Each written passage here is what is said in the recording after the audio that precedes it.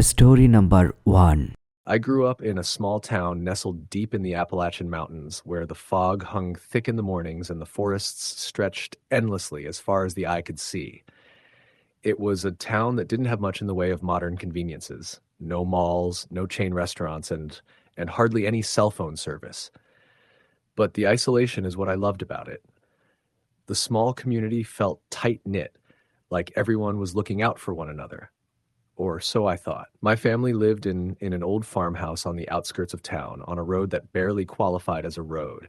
It was more of a dirt trail that meandered between thick trees and low-hanging branches. The house was over 100 years old, built by my great-grandfather, and though it had seen better days, it had a certain charm, the kind that made you feel like you were stepping into a forgotten world as soon as you walked through the front door. But the house had secrets. There were always strange things that happened, things I couldn't explain. It started when I was about 16, the year I began noticing the shadows. At first, it was just a flicker of movement from the corner of my eye, a dark shape crossing the hallway in the dead of night. But then the shadows began to feel more deliberate, more purposeful, as if something was watching me. The first time I saw it clearly was late one evening. I was sitting on the porch reading a book when I saw a figure dart between the trees near the edge of our property. It was quick, too quick to make sense of, but I thought it was just an animal, maybe a deer or a coyote. But then the figure reappeared, moving much slower this time. I could make out the shape of a person, tall, hunched, with long arms that seemed to stretch unnaturally. I jumped to my feet, my heart pounding. "Hello?" I called out into the dark, but no one answered. I thought I was being paranoid. After all, it was the woods. It was easy to imagine things when you were isolated in a house that creaked with age. But over the next few weeks, the sightings increased. I'd see the figure in the woods, at the edge of the property, always at night, always just out of reach. And I began to hear things, too. Soft whispers carried by the wind, voices that seemed to come from all around me, but no one was there. My parents, as usual, dismissed it. My dad would tell me it was just the wind. My mom would say it was probably just a raccoon or some other animal trying to get into the house, but I knew it wasn't. Something was wrong. I could feel it in my bones. It wasn't just the figure in the woods or the strange sounds at night. There were other things too. At night, I would hear footsteps in the hallway outside my bedroom. I'd get up to check, but there was never anyone there. Just empty, silent hallways. And then the doors. Sometimes they would open on their own. I'd close them, and in the morning they'd be ajar again. One evening, I was walking home from a friend's house when I saw something that made my blood run cold. It was just after sunset, and the sky was turning a deep orange when I passed by the old church at the end of the road. The church had been abandoned for years, its windows boarded up, and the front steps were overgrown with weeds. But that night, there was something different about it. Standing in the doorway of the church was the figure, the same tall, hunched figure I'd seen in the woods, but this time it wasn't moving. It was just standing there, watching me. My heart skipped a beat as I froze in place. The figure didn't speak. It didn't move. It just stared at me with dark, hollow eyes. I couldn't move. I couldn't breathe. And then, just as quickly as it had appeared, it vanished. One moment it was there, and the next it was gone, like a shadow swallowed up by the night. I turned and ran all the way home, not looking back once. When I got inside, I slammed the door and locked it behind me. My parents were sitting in the living room, watching TV, and they didn't seem to notice how pale I was, how my hands were shaking. I couldn't bring myself to tell them. What would I even say? That I'd seen something in the church? Something that wasn't human? That night I lay in bed, staring at the ceiling, listening to the house creak and groan around me. I couldn't shake the feeling that something was in the house with me, watching me. And then I heard it, the faintest sound like someone whispering my name. I shot up in bed, my heart racing. I listened, but there was nothing, just silence. But then it came again, closer this time. A soft, rasping voice that seemed to come from just outside my door. "Come outside." I wanted to scream, but no sound escaped my mouth. I lay there, frozen, terrified to move. The voice came again, low and urgent. "Come outside. We're waiting for you."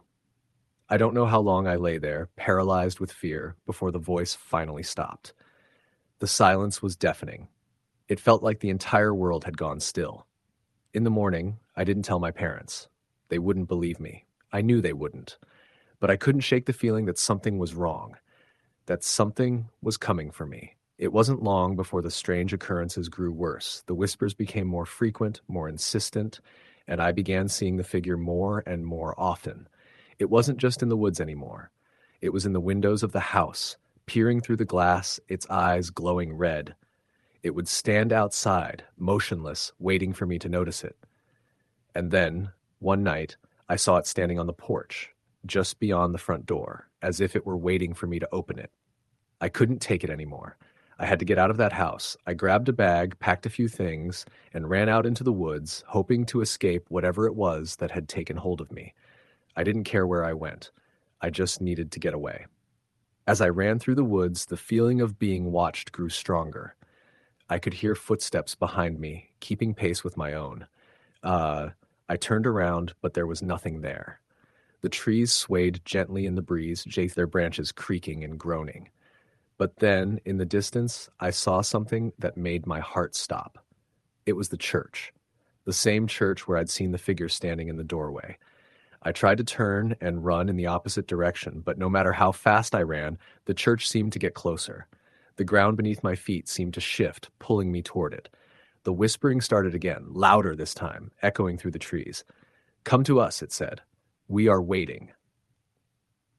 I couldn't fight it anymore. My body moved on its own, carrying me toward the church, toward the darkness. And as I stepped inside, I realized the truth. The figure wasn't just in the woods. It wasn't just outside my window. It had been in the house all along. There was no escape. Story the end. Story number 2. I never wanted to move back to my hometown. After leaving for college, I swore I'd never return to that small, suffocating place where everyone knew everyone else's business. But life has a way of forcing your hand. When my dad passed unexpectedly, I was the only one who could handle his affairs. My mom had died years before, and as an only child, the responsibility fell squarely on my shoulders. I took a month off from my job in the city, packed my things, and drove the 6 hours back to the old house I grew up in. It had aged since I'd last seen it. The white paint was peeling, the garden had been overtaken by weeds, and the windows looked grimy and clouded. I let out a sigh, unlocked the front door, and stepped inside. The air was thick and musty, like the house had been holding its breath since I left. The first few days were a blur of paperwork, calls to lawyers, and sorting through my dad's belongings. I stayed in my old room, still decorated with faded band posters and high school memorabilia. At night, I would lie awake, listening to the old house creak and settle, convincing myself it was just the age of the place playing tricks on my ears. But it wasn't just the house. The first time I heard it, I was halfway asleep, an odd, scraping sound coming from the attic. I jolted awake, straining to listen, but it had stopped. I told myself it was probably a raccoon or a squirrel that had found a way in. The next morning, I checked the attic, but there was nothing out of the ordinary, just boxes of forgotten things, a few old blankets, and dust that hung in the air like a thick fog. A week passed, and I began to notice other things. At first, it was subtle, things not where I left them, lights I swore I'd turned off flickering back on. One morning, I found the front door slightly ajar. I locked that door religiously every night, and it didn't make sense. I double-checked the lock, pulled the door to test it, and convinced myself I was just being paranoid. One evening, as I sorted through Dad's paperwork in the living room, I heard it again, the scraping, louder this time. I froze, every muscle in my body tense and strained to hear more. Then came the whispering, faint, almost like someone talking to themselves. I couldn't make out the words. My heart pounded so loudly it almost drowned out the noise. I grabbed a flashlight and cautiously climbed the stairs to the attic door. I hesitated before pulling the ladder down, telling myself it was just my imagination. I took a deep breath, climbed up, and shone the flashlight around. Nothing, just boxes and shadows. I was about to head back down when I noticed something. A small pile of bones in the far corner. They looked like they belonged to a bird or a small animal. I felt a chill run through me. How had they gotten there? That night, I slept with the bedroom door locked. I was half awake when I heard something scratching at my door, like claws scraping against wood. I sat up in bed, my body paralyzed with fear. I didn't move until the first light of dawn crept through the window. When I finally dared to open the door, there were scratch marks on the outside. Deep, jagged lines that hadn't been there the day before. I convinced myself that maybe I hadn't noticed them before, but I couldn't ignore the growing sense of dread gnawing at me. I needed answers, and I wasn't going to find them alone. I called my childhood friend, Mark, and asked him to come over. Mark had stayed in town after high school, and although we hadn't been close in years, I needed someone to reassure me I wasn't losing my mind. When he arrived, I showed him the attic and the scratches. He didn't laugh or brush it off like I expected. Instead, he looked uneasy and asked if I'd heard about the man who went missing in the neighborhood a few months back. I hadn't. Mark told me that a local drifter, known for doing odd jobs around town, had vanished without a trace. His camp, set up near the woods behind my dad's house, was found abandoned. The police hadn't found any evidence of foul play, but it had unsettled everyone. That night, I stayed up late doing research online about the disappearance. As I sat in the dim light of the computer screen, I heard something outside, footsteps on the gravel path. I peered through the window but saw nothing. Then the power went out, plunging the room into darkness. My heart pounded as I fumbled for my phone, using its light to navigate the house. Then I heard it again, the whispering, closer now. I followed the sound to the kitchen and found the back door wide open. I shut it, locked it, and moved to the living room to call Mark. As I dialed, I saw something out of the corner of my eye, a figure standing at the edge of the backyard, just beyond the faint glow of the street lamp. I couldn't make out any details, just the silhouette of a tall, thin man. Mark arrived a few minutes later, his headlights illuminating the figure just before it melted back into the trees. We searched the yard, but there was no sign of anyone. Mark stayed the night, but neither of us slept. I kept thinking about the missing man and the strange noises. It felt like someone was trying to scare me, or worse, watching me.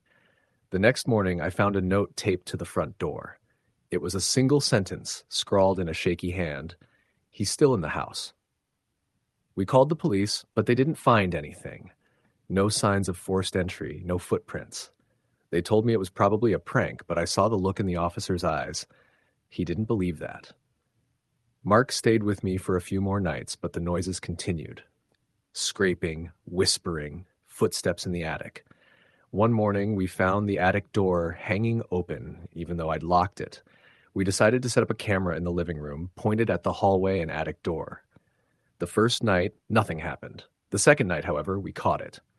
Just past midnight, the camera picked up movement, a figure slowly descending from the attic. The man was gaunt, his clothes filthy, his eyes wide and manic.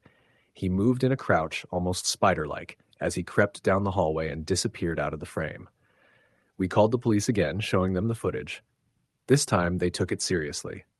A full search of the house revealed a hidden compartment in the attic, a space behind the old insulation where someone had been living.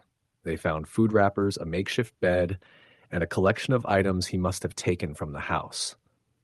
It turns out the drifter hadn't disappeared. He had been living in my attic for months, slipping out at night to raid the kitchen or explore the house. He was arrested, but the thought that he had been watching me, sleeping just above me, moving through the house at night, still haunts me. I sold the house as soon as I could and moved far away. I still wake up some nights, sure that I hear whispering or scraping. I'll never forget the image from that video, the way he moved as if he wasn't quite human. Story the end. Story number 3. I always considered myself a pretty grounded person. I didn't believe in ghosts, demons, or anything like that. But sometimes reality hits you in a way that changes everything you thought you knew. I still have trouble talking about this, but I guess writing it down might help. A few years ago, I took a job as a live-in caretaker for an elderly man named Walter. His daughter, Linda, hired me. She lived out of state and couldn't care for him, but she wanted someone reliable to be there at night. Walter suffered from dementia, and his episodes would become worse as the sun went down, a phenomenon Linda called sundowning. The house was a two-story colonial on the outskirts of a small town. It had been in Walter's family for generations. The place had character, but it also felt heavy, like the walls carried too many memories. Walter mostly stayed on the first floor since the stairs were difficult for him. My room was on the second floor, across from the only other bedroom upstairs, Walter's old room, which he no longer used. The first week was pretty uneventful. I helped Walter with his meals, kept him company, and made sure he took his medication. He'd sit by the window for hours, staring at the sprawling backyard. Sometimes he'd mumble to himself, talking about the boy in the garden. I assumed it was part of his dementia. I'd gently remind him that no one was there, and he'd just nod, looking unconvinced. One evening, as I was making dinner, I heard Walter talking in the living room. I thought maybe he'd turned on the TV, but when I peeked in, he was sitting in his chair, whispering. I couldn't make out what he was saying. "Walter, you okay?" I asked. He looked at me, his eyes wide and unfocused. "The boy's back," he whispered. "He's looking in the window." I glanced at the window, half expecting to see someone. Nothing, just the darkening sky. I reassured Walter and made a mental note to call Linda about his increasing episodes.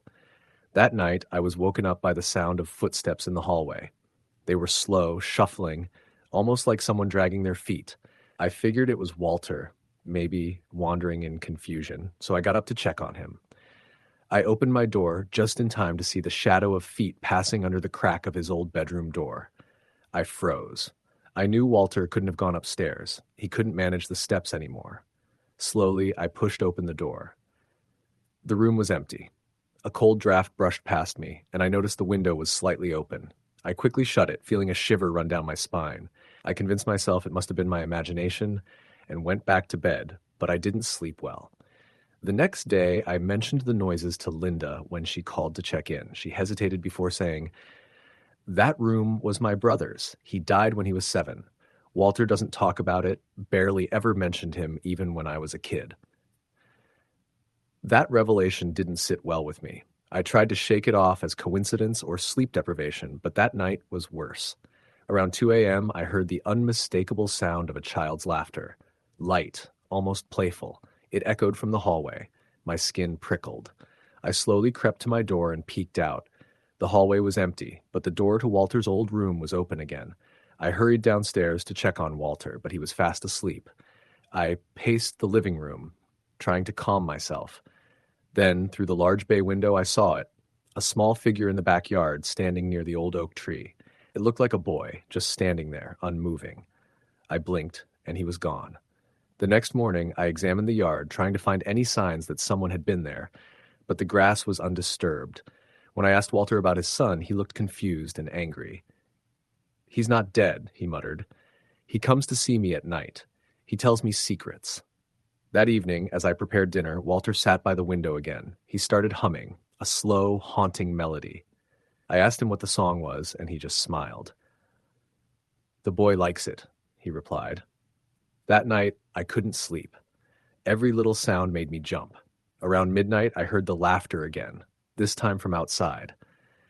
I looked out my bedroom window and saw the boy standing by the tree, looking up at me.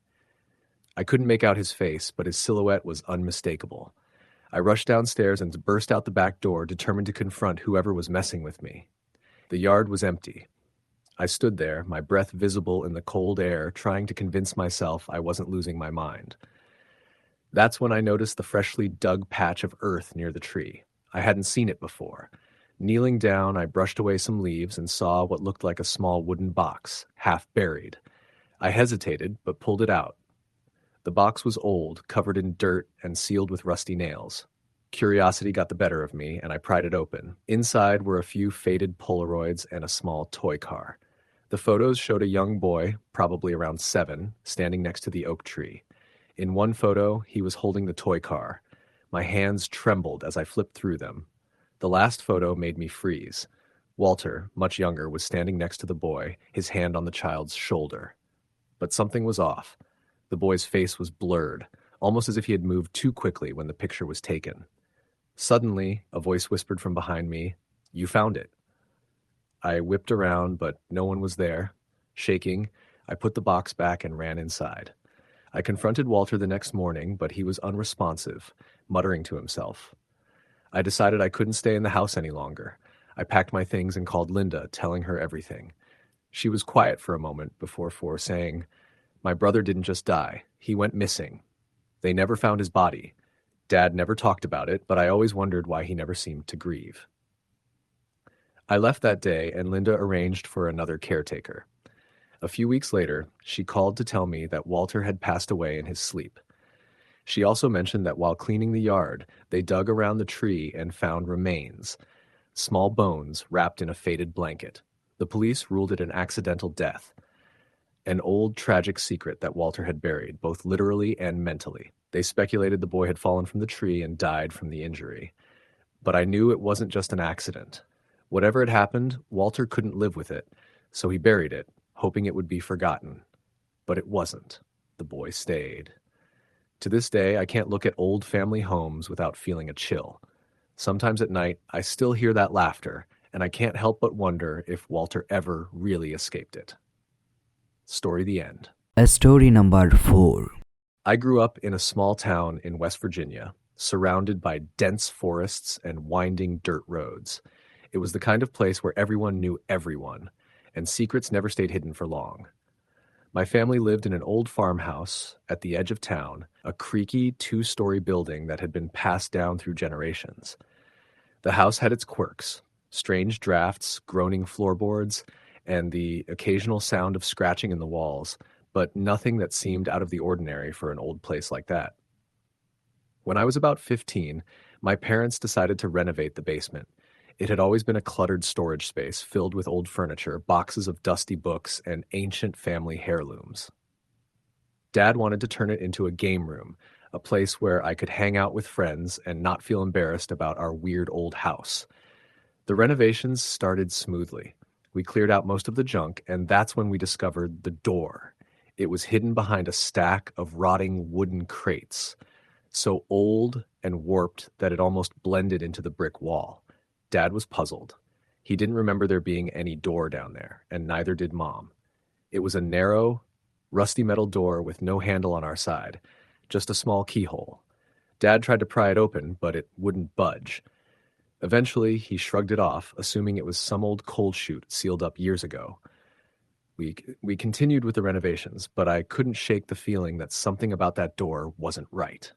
I'd catch myself glancing at it when I went down to the basement to help paint the walls or move furniture. One evening, after Dad had finished installing the new carpet, I heard something that made my skin crawl. I was in my bedroom on the second floor when I heard a loud bang from the basement, like something had hit the metal door.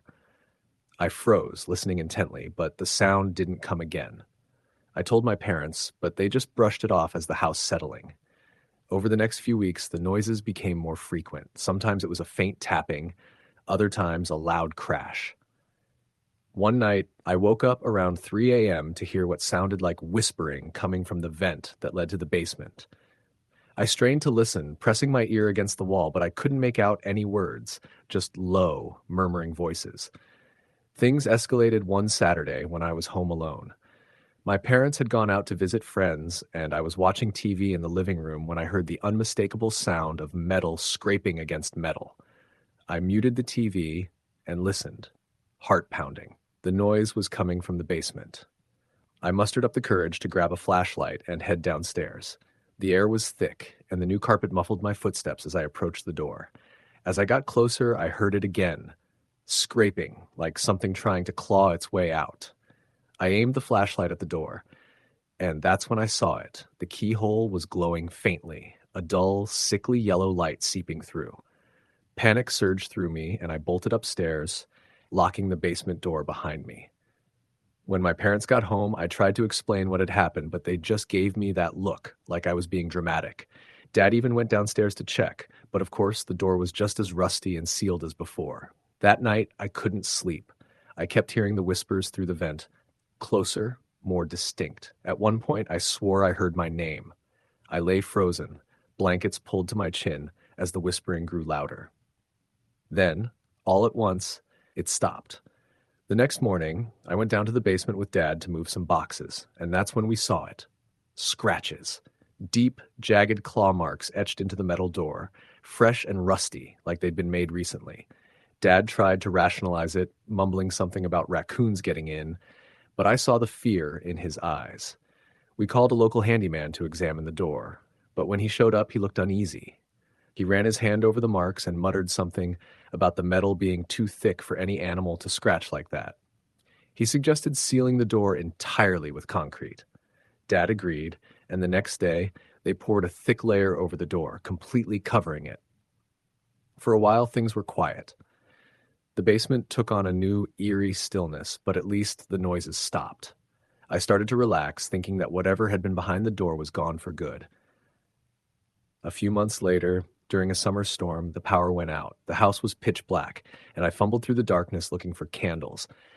As I passed the basement door, I heard it again, the unmistakable sound of scratching, muffled by the concrete. My heart sank. I backed away, not daring to move, when suddenly I heard a voice, a woman's voice, clear and desperate. "Please, let me out." My knees buckled, and I stumbled backward. The voice came again, softer this time. "Help me." I screamed, and my parents came running. I tried to explain, but they didn't believe me. Dad insisted it was just the wind, but I could tell he didn't believe it himself. That night, I couldn't sleep. Around midnight, I heard it, the sound of concrete cracking. I crept to the hallway, listening. The basement door began to shake, softly at first, then violently, like someone, or something, was pounding from the other side. The next morning, we found cracks running through the concrete seal, as if something had tried to push its way through. Dad called the handyman again, but when the man arrived, he refused to go near the basement. He whispered something to Dad about the house's history, and I saw Dad's face go pale. After the handyman left, Dad sat me down and explained that years ago, before we moved in, a woman had gone missing from the house. The police never found her body, but neighbors claimed to hear strange noises coming from the basement for months afterward. Eventually, the previous owners moved away and the house sat empty for years until we moved in. That night, the pounding started again, louder than ever. I couldn't take it anymore. I grabbed my phone and recorded the sound, hoping to prove to my parents that I wasn't imagining things. As I played back the audio, a cold dread settled over me. Beneath the pounding and scratching, there was a voice, distorted, faint, but unmistakable. "Please, don't leave me. Down here."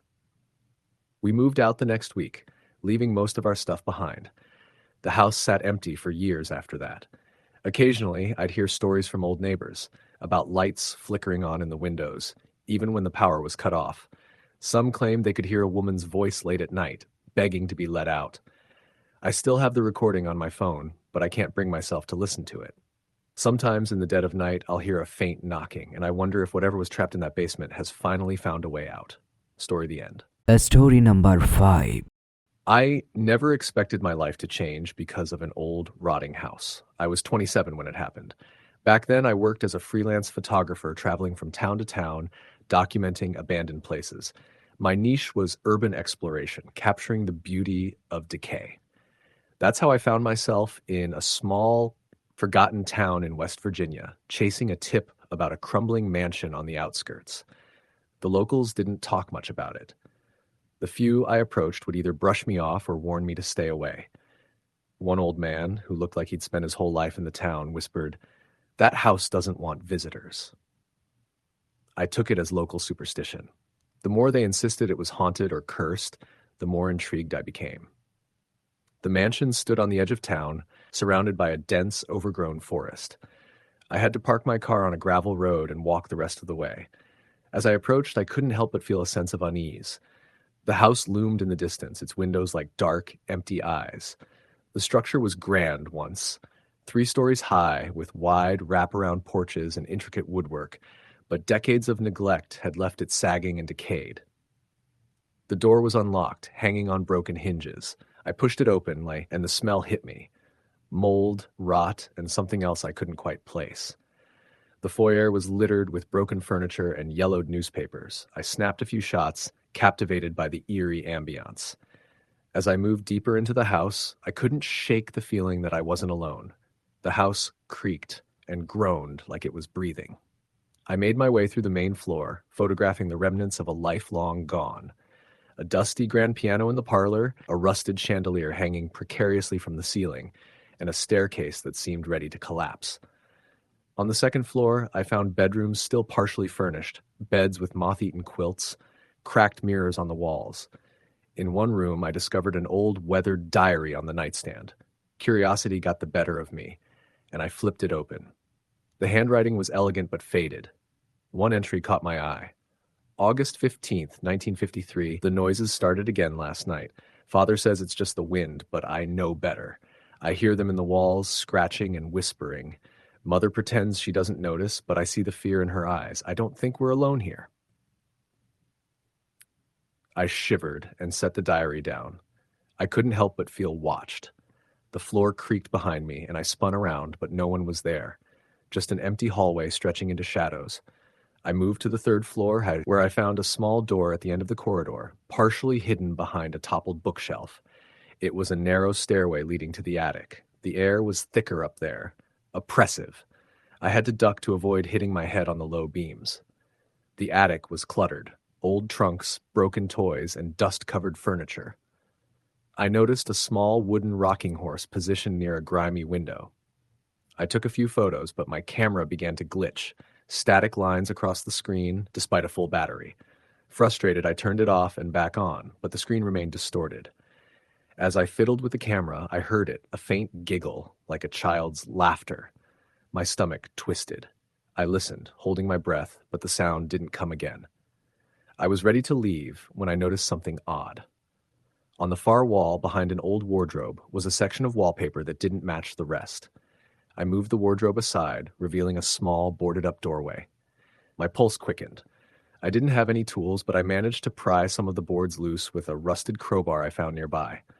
When I finally made a gap wide enough to squeeze through, I aimed my flashlight into the darkness.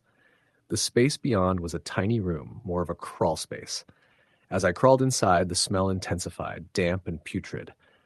The light caught something on the floor, dried, dark stains. I knelt closer, realizing it was old blood. A chill ran down my spine. In the center of the room was a small, makeshift bed, nothing more than a dirty mattress and a pile of blankets. Beside it lay a doll, its porcelain face cracked, one eye missing. My flashlight flickered, and the air grew colder. Then I saw it, a message scratched into the wooden floorboards. "Help me." My mind raced, trying to piece together what I was seeing. A sudden thud echoed from behind me.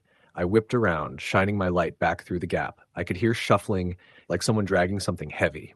I pushed my way out, heart pounding. The attic seemed darker, the air suffocating. I heard it again, the giggle, but this time closer, almost in my ear. I bolted down the stairs, barely keeping my balance, and nearly tripped as I reached the second floor.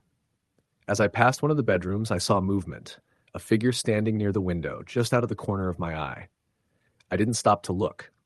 I raced down the staircase, my footsteps echoing in the vast, empty house. As I reached the foyer, I saw something that made my blood run cold. On the dusty floor were fresh footprints, small like those of a child, leading from the staircase to the front door.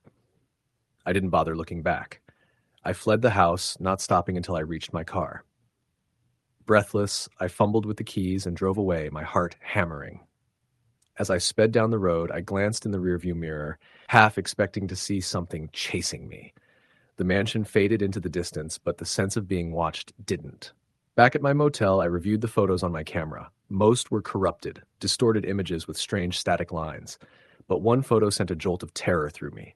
It was from the attic, of the rocking horse. Standing behind it was a figure, a little girl, her face pale and eyes hollow, staring straight into the camera. I didn't sleep that night. The next morning, I went to the local library to research the house. After digging through old newspapers, I found an article from 1953. A 7-year-old girl named Emily had gone missing from that mansion. Her father, suspected of foul play, was found hanging in the attic weeks later. Emily's body was never recovered. I left town that afternoon, never looking back. I deleted the photos, but the image of that little girl still haunts me. Sometimes late at night, I hear the giggle, the same one from the attic. I've stopped exploring abandoned places, but it doesn't matter. I know something followed me. I feel it watching me, even now. Story the end.